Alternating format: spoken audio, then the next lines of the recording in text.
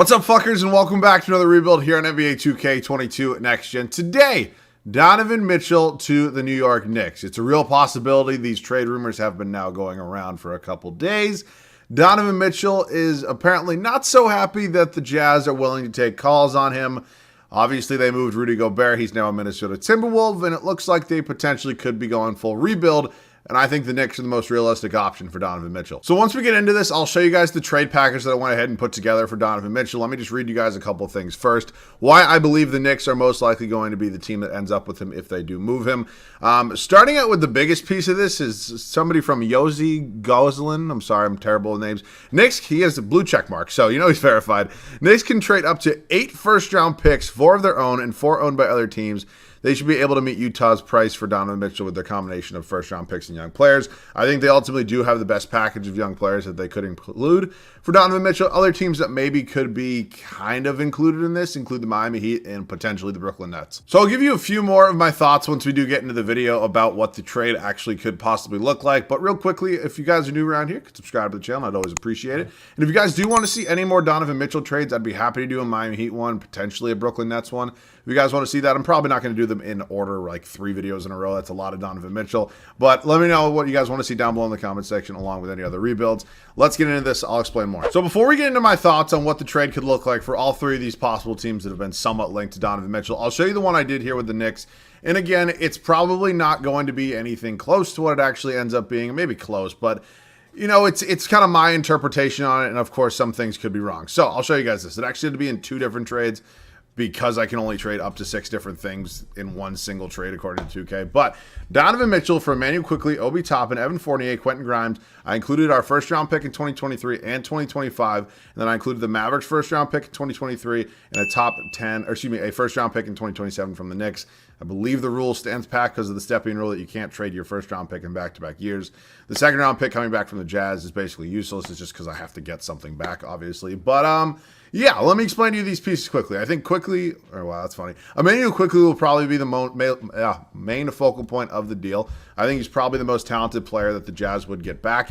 Following that, Obi Toppin, who really, I guess necessarily, I don't want to say doesn't have a place in the New York Knicks organization, but you know, Julius Randle looks like he's going to be there for a long time. I don't think anybody wants to take that contract. He obviously had a down year, following a really kind of a breakout year in the year prior to that. So I think Julius Randle's there to stay. Evan Fournier, it kind of has to be in there to make the money work. And then Quentin Grimes is either him or Cam Reddish. And, you know, that's probably wherever the Jazz want. You know, pick between the two, if not maybe have both of them. But I decided to go this route today. It's probably going to be close to 4 first-round picks, maybe even 5, and then a whole slew of players heading back for Donovan Mitchell. So that's the trade that I did. Obviously, it is a lot. Is it enough? You can let me know down below in the comment section. But I think it's pretty much probably the most solid value you're going to get versus a team like the Miami Heat, who that trade would obviously be focused on Tyler Hero, which, if I'm being honest with you, I don't think really entices me enough to give up Donovan Mitchell. And then, you know, I was seeing the reports that people were saying that, oh, the Knicks would have to give up RJ Barrett. I personally don't see that. I think that's not necessarily a lateral move, but RJ Barrett's gotten like much better every season that he's played. It really wouldn't make a ton of sense for me if I was the Knicks to make that trade if RJ Barrett is included. So I'm not saying RJ Barrett's even on the same level as Donovan Mitchell. I'm just saying it doesn't make a ton of sense for me, at least. And then the next one, I believe that Ben Simmons has to be in that deal if it's with Brooklyn, just because the max rookie contract extension, you can't have 2 of those guys on the same team. So, yeah, we're going to have to ultimately make some moves throughout this video, get a little bit crafty. This is not a realistic rebuild. I'll go ahead and go over the roster real quickly. I know I just threw a lot at you guys, and I am sorry about that. But let me get into the roster a little bit. We got Jalen Brunson, who obviously came over on a 4-year, $104 million contract in free agency. I've done the Jalen Brunson New York Knicks rebuild. I'm sure a lot of you guys know my thoughts on this. I think it's an interesting contract.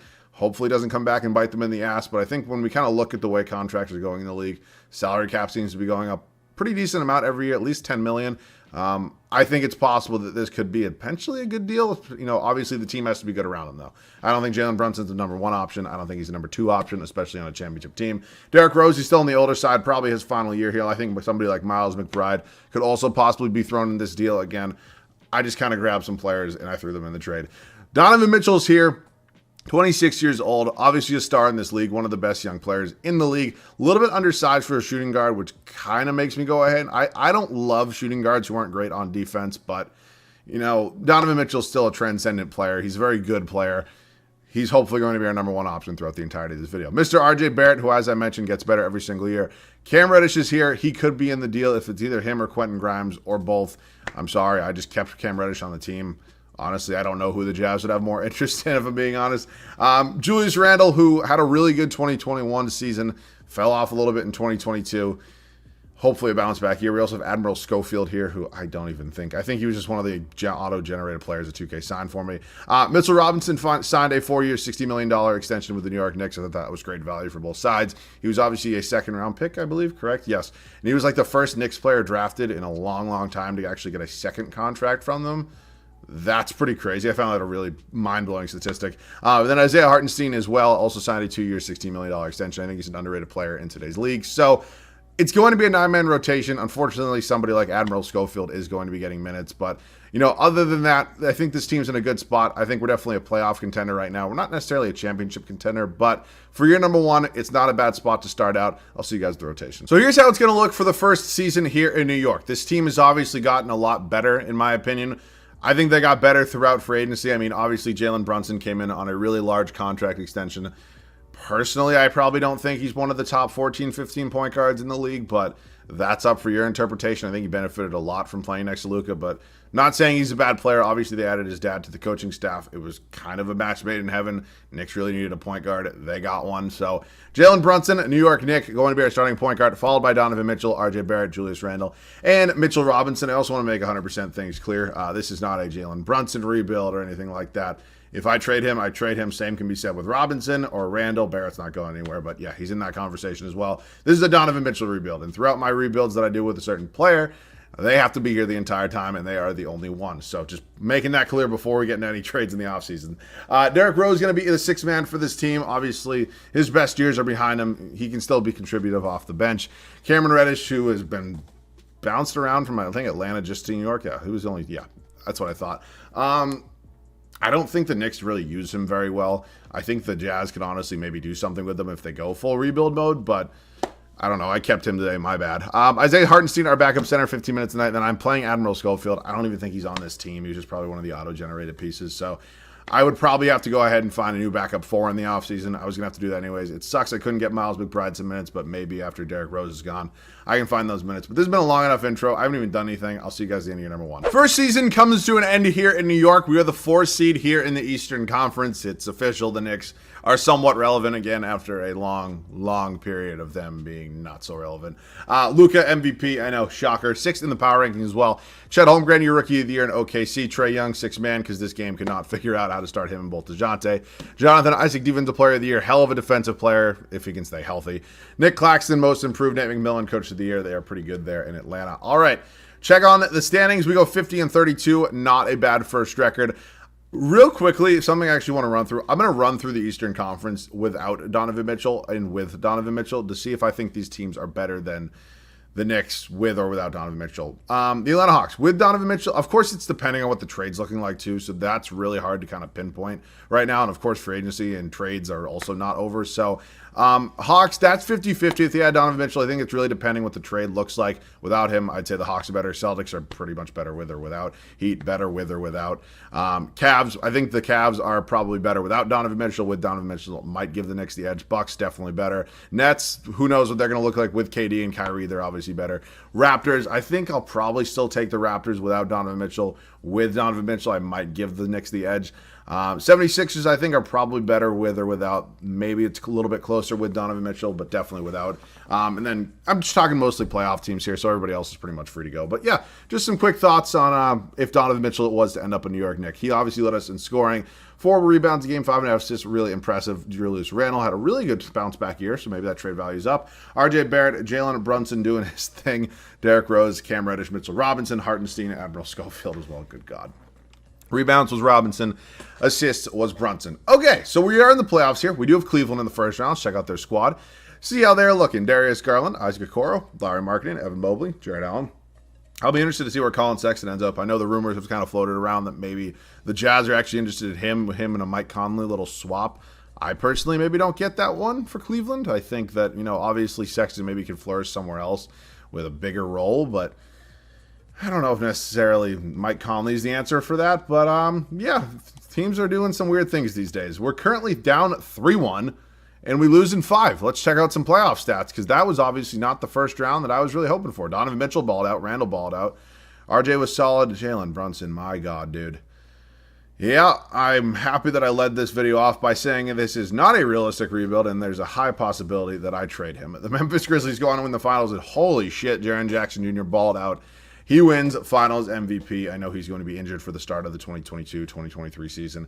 It sucks. All right, let's hit the draft lottery. I do not think we're going to have to worry about any picks here. The Jazz are actually in the lottery. They're currently projected number 10.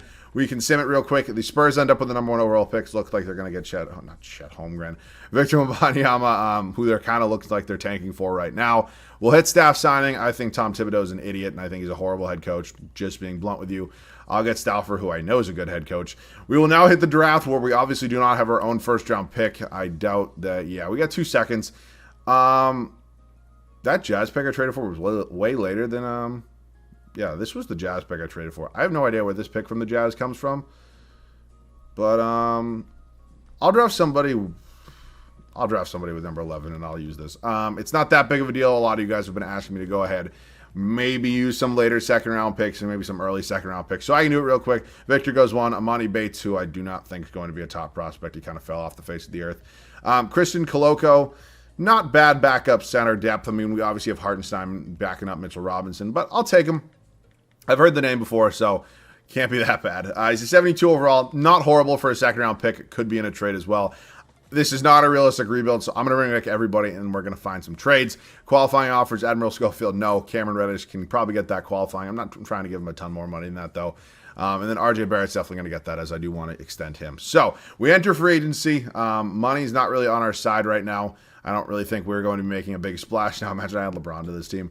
But yeah, we're going to make a trade or two. The Golden State Warriors are offering me Jordan Poole for Jalen Brunson. I'm going to do this trade. I don't necessarily want Draymond Green back. He'll either be in a different trade, or I can let him ride out his 1 year left he has. And maybe he could be a good defensive piece off the bench. I don't really think Draymond Green's a bench player. But yeah, that's the trade. So we got an upgrade at point guard in Jordan Poole. I think Jordan Poole's a lot better than Jalen Brunson is. That's my take on it. But yeah, Jordan Poole, welcome to this team. Going to be in a new backcourt with Donovan Mitchell. And I honestly didn't think Jalen Brunson was going to last too long in this rebuild anyways. So that's probably our one main move this offseason. I'm going to give both Barrett and Cam Reddish a real contract. What were the numbers exactly for Reddish last year? I forget. 9, 2, and 1. It's not horrible. I don't know if he necessarily deserves a fat contract extension, but obviously I do have to get RJ Barrett done, and I was probably going to, I'm going to pay him anyway, so might as well give him the real extension. So RJ Barrett's going to go to the Lakers. Wow, I'm surprised they have money. Actually, I'm assuming LeBron probably left. That's why they have money. But Barrett's coming back. I will now go ahead and give, well, actually, I want to see where LeBron's going to go. LeBron looks like he's going to somewhat potentially go back to the Lakers, and then I'll give Cam Reddish, I don't think he's going to get anywhere near this much money once he does get an extension or a contract from a different team, but it's 2K. I kind of have to give it to him. So, yeah, I'm going to let Miles McBride back up Jordan Poole. Trevor Keels is probably just going to hopefully get me some sort of pick. We're maybe lacking on the picks a little bit. And then ultimately, I'll leave Draymond off the bench. I mean, I'm actually probably going to laugh my ass off looking at his numbers, but he can back up Julius Randle. It's not a bad depth piece. Trevor Keels probably going to get me some sort of pick right now. I don't know. Wow, the Cavs want to give me a first. Fine by me. I'll see you guys at the start of year number 2. Start of the second season for us here in New York. We have one new starter in the starting 5, that being Jordan Poole. I know I mentioned that Julius Randle could possibly be traded, but he had a really good, solid season for us. I didn't really think there was a reason to trade him. I didn't think there was an upgrade that was maybe realistically attainable, if you will. Not even a realistic trade, just attainable. So hopefully you can understand the difference there, the point I'm trying to make. But yeah, Jordan Poole is going to come in here. I think he does a lot of things super well. Hopefully he can be a really good shooter and score a decent amount of points for us. Obviously, Donovan Mitchell, main man of this rebuild, going to be our shooting guard. We got a fat extension to RJ Barrett, who required it. Julius Randle, our starting power forward, and then Mitchell Robinson, our starting center. Bench unit probably took a little bit of a hit losing Derrick Rose. Cameron Reddish kind of flourishing into that full 6-man role, followed by Mr. Draymond Green, Mr. Triple Single himself. But I'm going to love that defense off the bench. Also have Isaiah Hartenstein and then Miles McBride finally getting into that rotation. So we were the 4 seed last year, ended up losing in the first round to the 5-seeded Cleveland Cavaliers. Let's hope that can change this year. I'll see you guys at the end of year number 2. We have jumped all the way up to the 1 seed here in the Eastern Conference at the end of year number 2. You honestly love to see it. Luka, 37 points, 10.5 boards, 10.5 assists. Good God, I can't. I wish somebody loved me as much as this game loves Luka Doncic and Zion Williamson. Victor Wembanyama, your Rookie of the Year is San Antonio. Trae Young, because this game's dumb as fuck. Giannis Defensive Player of the Year. Cam Thomas, Most Improved. Willie Green, Coach of the Year. God, I hope we don't have to meet the Pelicans in the finals. Standings-wise, we go 54-28, so maybe a little bit of a lower year in the win total for the Eastern Conference, but 54 wins. Still not too bad. We'll check out some numbers real quickly, see how everybody did. Donovan Mitchell obviously still balled out for us. RJ Barrett doing his thing. Jordan Poole really helped us a lot. Julius Randle took a little bit of a backseat, but scoring obviously was going to go up at the point guard spot with Jordan Poole there. So really solid year out of Randle as well. 17.5, 9, and 6. I'm perfect. Cam Reddish, Isaiah Hartenstein, Mitchell Robinson, Miles McBride. Oh, Draymond. He means well. He really does. Rebounds was Robinson, and assists was Donovan Mitchell. So let's in the play and see who we got here. It's going to be the Indiana Pacers back in the playoffs. Halliburton, Hield, Chris Duarte, and there's just no way that's a playoff team. But there's just no fucking way. Are we serious? Oh, you've got to be shitting me. What the fuck? What the fuck just happened? I mean, are we serious? All right, you know what? People are getting traded. People are getting traded. There's this game drives me up the fucking wall. There's no way that shit show of a Pacers team just beat us in 6 games in the first round. There's just no fucking way. Oh my God, this game is... Oh, it's going to drive me. It's going to put me on my deathbed. It really is. Yeah, we got nothing in the draft lottery. Shocker. Warriors end up with the 2nd overall pick. I took Jordan Poole and Draymond from them, and they go from championship contender to number 2 overall pick. What the fuck happened? I'm shocked. I honestly really am. We have our own first-round pick just because you can't trade picks in back-to-back years. They'll probably be pick swaps, but this game wasn't letting me do it for some reason. I might try to move up to a decently higher pick, and yeah, let's make a trade. The Charlotte Hornets own the 14th overall pick. I'm going to give them that and every other pick that we have. So, yeah, I didn't think that was going to go through. I'd rather not give up another first. I mean, honestly, I don't really care. I'll give them another first. You can have a first-round pick in 2028. Actually, no, you can't. That's for the 14th overall pick. No, that's not going to happen. Who has 15? I'll honestly probably just go down from there. That's a 2nd-round pick. Who has the 15th overall pick? Sorry, I know this probably should... Or 16, that's 12. I'll honestly even do 17. All right, cool, they agree to that. So, I don't have anybody specifically in mind. I think maybe a backup power forward just because Draymond Green's probably on his way out, and... Wow, we got what we wanted here. Nico Dabanovic or Keith Willis. Both appear to be 75 overalls. This dude's from South Dakota. This dude's from Kansas. Keith, welcome to the team. I have no idea who these 2 people are, so if I made the wrong pick, I'm sorry. But, yeah, 73 overall, actually. It's fine. Who knows if we'll even play anyways. So, team player options. Koloko can come back. He was our 2nd-round pick last year. Miles McBride can get that qualifying. I don't even know what to do with this team. Nobody played, terribly bad in the playoffs, but there's no reason that we should have lost the fucking Pacers in the first round. Draymond's gone. I'm just going to let him go. McBride going to get the qualifying. He's a more than serviceable backup for Jordan Poole, who balled out for us. Oh, Hartenstein's gone. I don't have any qualifying or bird rights on him, so yeah, it's probably time to get a new backup center. I don't even think he played bad for us either. What did he do for us? 7-4. I think he was playing 15 minutes tonight. That's honestly not horrible. McBride's going to get that qualifying offer, and yeah, let's do a trade. This is going to be the deal here with the Los Angeles Lakers. Cam Reddish and a first-round pick for Kuzma and Holiday. We're getting 2 players in return. Could both be pretty valuable off the bench for us. I'm not sure if I'm going to keep Holiday or trade him. Reason I'm doing this trade is I think we're going to give more minutes to RJ Barrett. He was already playing 34, 35. So maybe not necessarily a ton more, but I think Kuzma comes off the bench. Maybe can provide a little bit of scoring. I mean, looking at his numbers, 11.5, 7, and 3 versus 12. I don't know. It's time to switch something up. That's the deal I made. Maybe it wasn't the best trade in the world, and yeah, we'll see. Why is Mitchell Robinson all pissed? I don't know. I'll look at trade offers, though. We're just going to pick up Clint Capella. He's 3 overalls higher. Ultimately, his stat line is not necessarily crazy. Much better. 12, 10, basically in 2 versus 6.5, 9, and 1. So it is better. It's an upgrade, probably. But, yeah, Mitchell Robinson's shot tendency was going down. I'm not playing around with that anymore. I'm done. If your shot tendency is down and your overall is down, I'm just going to trade you. I've played with it for so many videos now with so many different guys, and it's getting annoying at this point. Okay, so the team's built out. McBride's going to back up Poole. Mitchell won't have a backup. We need to get a backup 3. Randall's going to start. Kuzma will be his backup off the bench. Koloko, probably not. So what I'm going to do is trade Willis and maybe Koloko right now for either a backup small forward or a new backup center. And we can kind of go from there, just because I think we can probably get an upgrade versus with these two guys. I don't really think I need both of them. Backup center, we want to bring Nerlens Noel back to town. That's fine by me. He will back up Clint Capella. Now we need to find a backup small forward. It does not need to be anybody too great, if I'm being honest with you. I'm not just going to bring back Draymond Green. I probably could. Oh, I could have brought back Hartenstein anyways. Would I prefer to do that? Yeah, let me bring back Isaiah Hartenstein, and then I'm going to actually go ahead and trade Nerlens Noel. I should have checked on that before. That's my bad. But Nerlens Noel, it was a long tenure you had here for a second time. Probably going to get his number retired. We're going to go ahead and get a new backup small forward. And, of course, I don't want Kentavious Caldwell-Pope. Jesus Christ.